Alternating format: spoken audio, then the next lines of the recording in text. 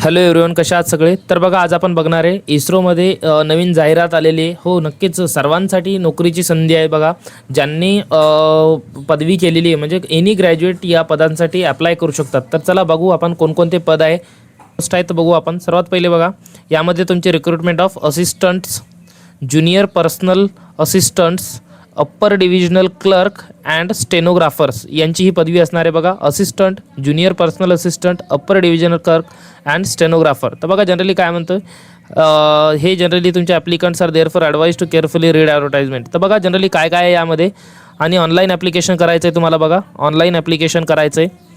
बघा बघा कोणकोणत्या पदाच्या किती पोस्ट आहे. तर बघा, सर्वात पहिले आपण बघू सहाय्यक म्हणजे असिस्टंटसाठी बघा, अहमदाबादमध्ये जनरली आपल्या ओपनच्या 10 पोस्ट आहे, ओबीसीच्या 6 आहे, एससीच्या 2 आहे, एस टीच्या 7 आहे, EWSच्या 2 आहे. अशा टोटल 27 पोस्ट आपल्या अहमदाबादमध्ये आहे. बघा, त्यानंतर बघा इकडे तुमच्या PWDची एक आहे आणि एक सर्व्हिसमॅनच्या 2 आहे. तर बघा, ही महत्त्वाची एक जनरल आपण काय म्हणू शकतो, याला सुवर्ण संधी आहे. बघा, त्यानंतर बघा, बेंगलुरूमध्ये ओपनच्या 14 आहे, ओबीसीच्या 3 आहे, एससीच्या 3 आहे, एस टीच्या 5 आहे, EWSची 1 आहे आणि जनरली आपल्या टोटल जनरली जर बघितल्या बेंगलुरूमध्ये तर हे 26 आहेत. PWDची 1, 3, 1 आणि एक सर्व्हिसमॅनच्या बघा 3 आहेत. यांच्यासाठी छान संधी आहे. बघा, त्यानंतर हस्सानमध्ये जनरली जर बघितलं आपण तर हस्सानमध्ये तुमच्या ओपनच्या 7 आहेत, एक OBC SCची 2 आहे, एस टीची 1 आहे, EWSच्या 3 आहे. टोटल अशा 13 पोस्ट आहे. बघा, त्यानंतर बघा इकडे एक सर्व्हिसमॅनच्या पण 3 आहेत. महेंद्रगिरीमध्ये बघा जनरली तुमच्या 4 आहे, टोटल 7 पोस्ट आहे आपल्या महेंद्रगिरीमध्ये असिस्टंटच्या. छान संधी आहे. बघा, त्यानंतर बघा न्यू दिल्लीमध्ये टोटल पोस्ट 1 आहे, त्यामध्ये बघा. त्यानंतर श्रीहरिकोटामध्ये 32 पोस्ट आहे. बघा, श्रीहरिकोटामध्ये 32 पोस्ट आहेत. तुमच्या ओपनच्या 8 आहे, ओबीसीच्या 6 आहे, एससीच्या 9 आहे. बघा, एससीसाठीही खूप छान संधी आहे, 9 आहे तिथं. एस टीमध्ये 3 आहे आणि EWSला 6 आहे. अशा टोटल 32 पोस्ट आणि एक्स सर्व्हिसमॅनच्या 4 पोस्ट आहे. त्यानंतर बघा तिरुवनंतपुरममध्ये बघा ओपनच्या 4 आहे. अशा टोटल पोस्ट जर बघितल्या आपण तर 6 आहेत तिरुवनंतपुरमला.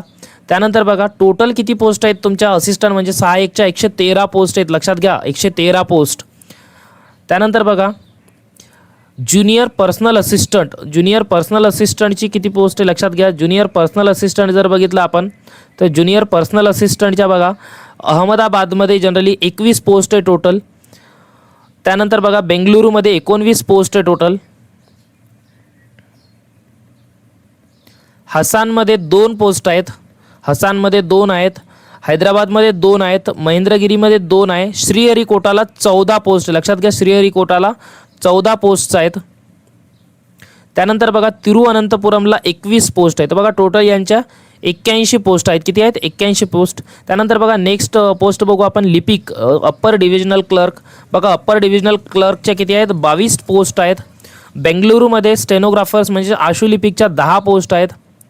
त्यानंतर बघा assistant for filling up at autonomous institutions under department of space. तर बघा हे जनरली तुमच्या स्पेस डिपार्टमेंटला किती पोस्ट आहेत सपोज असिस्टंटच्या. अहमदाबादमध्ये 11 पोस्ट आहेत. त्यानंतर बघा श्रीहरिकोटाला 3 पोस्ट आहेत श्रीहरिकोटाला. आणि लक्षात घ्या, ही जी एक्झाम आहे आपली ही TCS कंडक्ट करणार आहे. हो, TCS कंडक्ट करणार आहे, कारण की यांची जी लिंक आहे, लिंक बघितली मी cdn.dg alarm म्हणजे ही TCSची लिंक आहे. लक्षात घ्या, TCS एक्झाम कंडक्ट करणार आहे. त्यानंतर बघा तिरुवनंतपुरमला 3 पोस्ट आहे.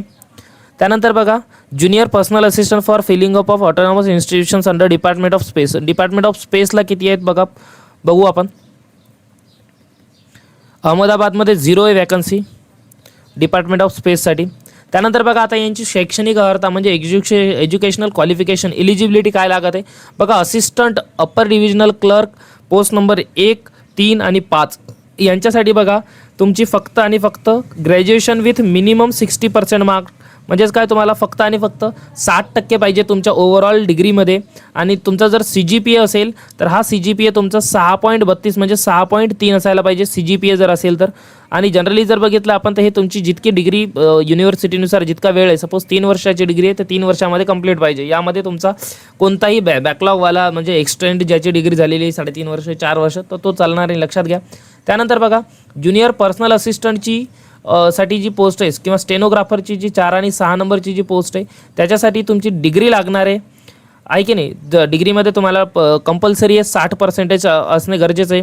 त्यासोबत किंवा तुमची diploma in commercial secretariat practice, तुमचा कमर्शियल किंवा सेक्रेटरियल प्रॅक्टिसमध्ये तुमचा जर डिप्लोमा असेल तर तो 60% सोबत कमीत कमी लागेल किंवा जर त्यामध्ये CGPA 6.32 लागेल.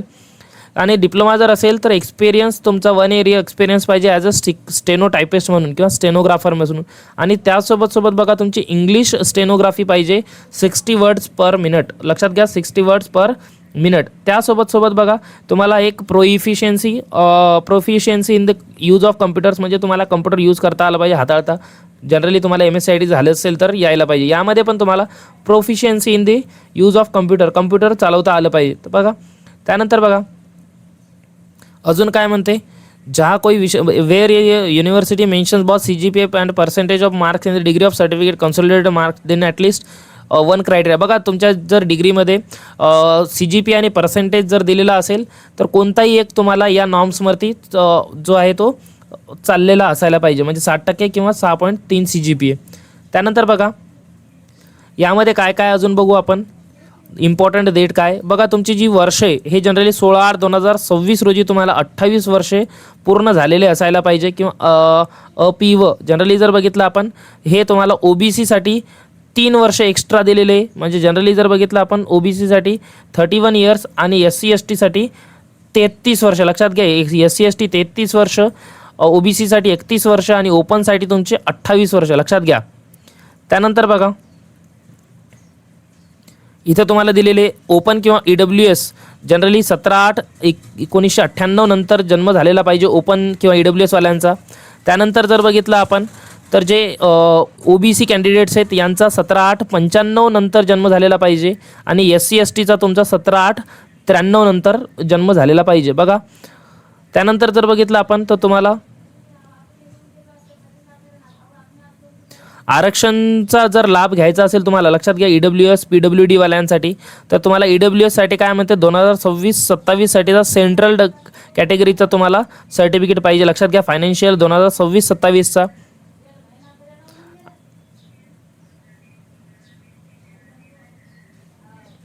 त्यानंतर बघा हाऊ टू अप्लाय, तुम्हाला अप्लाय कसं करायचं आहे तर बघा जनरली एक लिंक आहे आपल्या डिस्क्रिप्शनमध्ये, मी तुम्हाला ते लिंक देऊन टाकेल. त्या लिंकमध्ये बघा तुम्हाला जनरली जर बघितलं आपण तर 27/7/2026 म्हणजे आज 10 वाजता ही लिंक चालू झालेली आहे आणि तुमची ही लिंक क्लोज होईल 16/8/2026 रोजी 11:55 बघा 16 तारीख लास्ट आहे, 15 ऑगस्टच्या नंतर 16 ऑगस्ट लास्ट डेट आहे. त्यानंतर बघा अजून काय आहे नेक्स्ट समोर बघू आपण. त्यानंतर बघा याची फीज किती आहे तर बघा लक्षात घ्या. ॲप्लिकेशन फी आहे तुमची, there is an application fee of 100 rupees for all the post. However initially all candidates have to uniformly pay 500 rupees per application as processing fee. बघा सर्व याची जी फीज आहे ही ॲप्लिकेशन फी फक्त 100 रुपये, फक्त तुम्हाला जी प्रोसेसिंग फी आहे ही 500 रुपये भरायची आहे. बघा for the post of assistant upper divisional clerk सहाय्यक किंवा लिपिकसाठी तुम्हाला 500 रुपये भरायचे.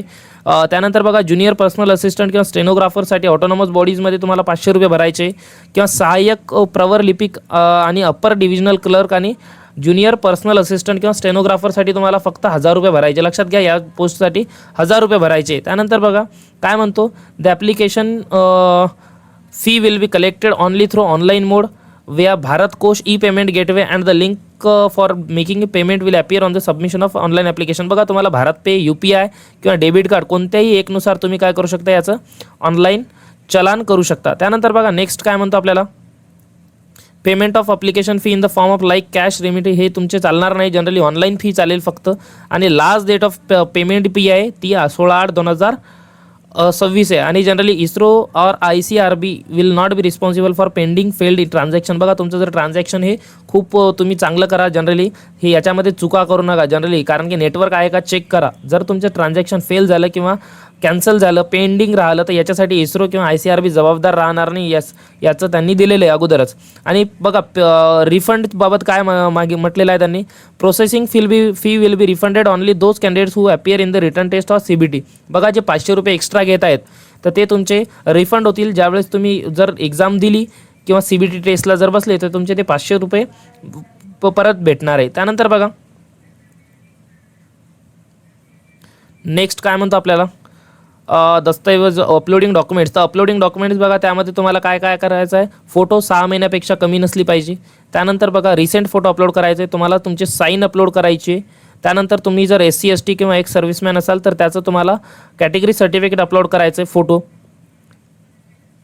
त्यानंतर बघा नेक्स्ट काय म्हणतो आपल्याला, फोटोग्राफ ही साईज वगैरे दिलेली. तर बघा मित्रांनो तुम्ही अशा प्रकारे ऑनलाईन करू शकता. हे बघा ऑनलाईन टेस्ट जी आहे ही तुमची जर बघितली आपण तर जे तुमच्या असिस्टंट सहाय्यक आणि क्लर्कसाठी जी आहे ही 150 मिनिट्सची एक्झाम राहणार आहे, 150 मिनिट्सची एक्झाम राहणार आहे. आणि PWD कॅन्डिडेटसाठी त्यामध्ये कंपन्सेशन राहील, लक्षात घ्या. यामध्ये तुमचे part A, B, C and D हे तुमचे असे UR कॅटेगरीसाठी जनरली राहील. त्यामध्ये बघा त्यानंतर तुमचे काय राहील, एक स्किल टेस्ट पण होणार आहे. Based on the performance in the written test candidates will be shortlist. बघा यामध्ये तुम्ही जितके पास झाले तर एका पदानुसार 5 स्टुडंट जनरली त्यामध्ये सिलेक्ट केले जातील बघा स्किल टेस्टसाठी, लक्षात घ्या. त्यानंतर बघा नेक्स्ट जर बघितलं आपण तर कौशल्य परीक्षा, कंप्यूटर का पाठ्यक्रम एवं प्रारूप, syllabi of pattern and skill of computer test, literacy test पण तुमचे होणार आहे. अर्हता मानदंड जनरली अनारक्षक 60% तुम्हाला यामध्ये कॅटेगरी वाईज ओपनसाठी पाडावे लागतील, लक्षात घ्या. त्यानंतर बघा नेक्स्ट काय म्हणतो आपल्याला, if sufficient number of candidates for panelment, select list and wait list do not qualify the skill test, then the additional candidates will be shortlisted. Skill test in the ratio of 1:5. बघा generally जर student जर भेटले नाही तर परत ती लिस्टवर लागणार आहे. त्यानंतर बघा अंतिम चयन, final selection will be based on the marks scored in the written test from among. बघा काही जरी स्किल टेस्ट जरी गेली तुमची तर हे तुमचे फायनल जे सिलेक्शन आहे हे तुमच्या रिटर्न टेस्टच्या आधारे होणार आहे. आणि test interest merit came decide on the time mark breakers to be applied for after. त्यानंतर बघा नेक्स्ट काय म्हणतो अजून, ISRO reserve the rights to change the qualification criteria, हे त्यांच्याकडे आहे. वेतन आणि भत्ते बघा जनरली जर बघितलं आपण तर जे तुमचे सहाय्यक, कनिष्ठ वैयक्तिक सहाय्यक, प्रवार लिपिक अशा नियुक्त किया जाएगा. त्यांना जर बघितलं आपण तर 25,500 मूळ वेतन दिया जाएगा. इसके अतिरिक्त उपरोक्त जनरली जर बघितलं आपण तर तुम्हाला लेवल 4ची ही पोस्ट कॅटेगरी राहणार आहे. आणि यामध्ये जनरली जर बघितलं आपण तर या लेवल 4मध्ये तुमचं 25,500 per month. In addition dearness allowance, DA, house rent, HRA and transport allowance are payable as per extent rules of the subject. तर तुम्हाला हे TA, DA आणि HRA भेटणारे या 25,500 सोबत ॲड करून त्यानंतर बघा नेक्स्ट काय म्हणतो, हे काही शर्त आहेत जनरली यांचे कंडिशन्स. भारताचा नागरिक असायला पाहिजे जो कॅन्डिडेट तो अप्लाय करतोय. त्यानंतर बघा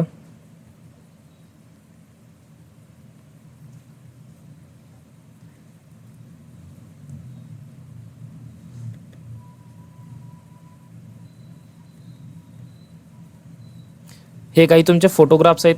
असा फोटोग्राफ पाहिजे तुम्हाला, हे खालचे चालणार नाही. तर बघा जर काही यामध्ये तुम्हाला प्रॉब्लेम आली हा फॉर्म फिलअप करते वेळेस तर मला 9067057977 या नंबरवरती मला तुम्ही व्हॉट्सअपला मेसेज करू शकता. काही जर प्रॉब्लेम आली फॉर्म भरते वेळेस तर मी तुम्हाला नक्की हेल्प करेल. थँक्यू.